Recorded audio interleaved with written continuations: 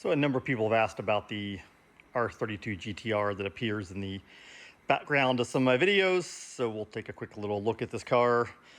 It's a 1991 R32 GTR that I imported from Japan in 2014.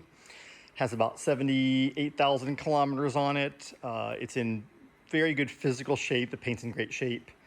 And the body is in very good shape. Very little rust more than anything else, which is probably one of the most important things when getting a car from Japan. So when I imported it, it was reasonably stock. It had an aftermarket intercooler and some air intakes on it, and I made a few changes to it. Let's see here. So the good old RB26 motor, twin turbo.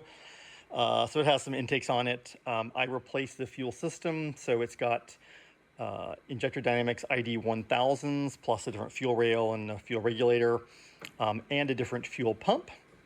And it also has a boost control that's controlled by the aftermarket ECU, little oil filter relocate, and if I removed the battery, put that in the trunk, and just a few cleanup related things just to make it a little bit easier to work on. But that part was pretty easy to do, and that part works well. I mentioned there's a battery was in the trunk. The interior is in excellent condition. I had the rear seats pulled out to reupholster them, but all the gauges and everything works fine. The four-wheel drive system works great. So it's a kind of a fun car to drive. So we have the battery here in the trunk with a little pin out there for the fuel pump. And when I imported it, aside from the engine stuff, I also put in a Link G4 ECU. So I replaced the factory ECU with the Link G4, which is a great ECU. It gives you closed loop fuel control with a wideband sensor for both, idle, cruise, but also full throttle. So it's great for that, great for logging. Boost control is built into that ECU, which is good because you could do per gear boost control, which is kind of nice. Plus a lot of control offsets for things like temperature variations. I have a map tuned for E85. So it's just a great ECU that is really a huge step up from the original factory ECU of that era. The engine is actually the R34 version of the engine, which is really virtually hardly any difference from the R32 version. And the turbos are R34 turbos, which are also extremely similar to the R32s. And it was a relatively easy car to build a map from scratch for. One is the injectors make a huge difference. The injector dynamics injectors are fantastic and are well characterized. So that makes it easy to build a fuel map, but a little bit of time with the wideband, it was easy to do. And so the controls really well, and it drives really well. It fires right up, and cold start works great. So all the things you want in a car. And it's all around just a really fun car to drive. It's a little interesting getting used to it being right-hand drive. So when you're driving on the road, you're pretty far out to the edge of the road, which feels a little odd sometimes. And you're also shifting with your left hand, which definitely takes some practice, especially if you constantly drive other cars that are, shifting with your right hand. It's definitely just a unique thing.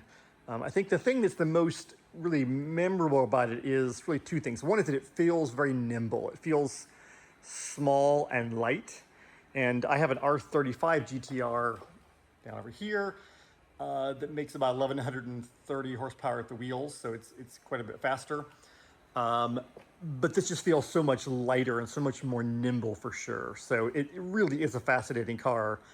I think more than anything else, when you drive it, you think that this is 1991. If you think back to the cars that we had in the States in 1991, it's really the most impressive then. It's like, wow, to think that this is what you could get in Japan in 1991 compared to the cars that we had. So just a fantastic all-around car. You can import these from Japan still, or you can buy them in the US.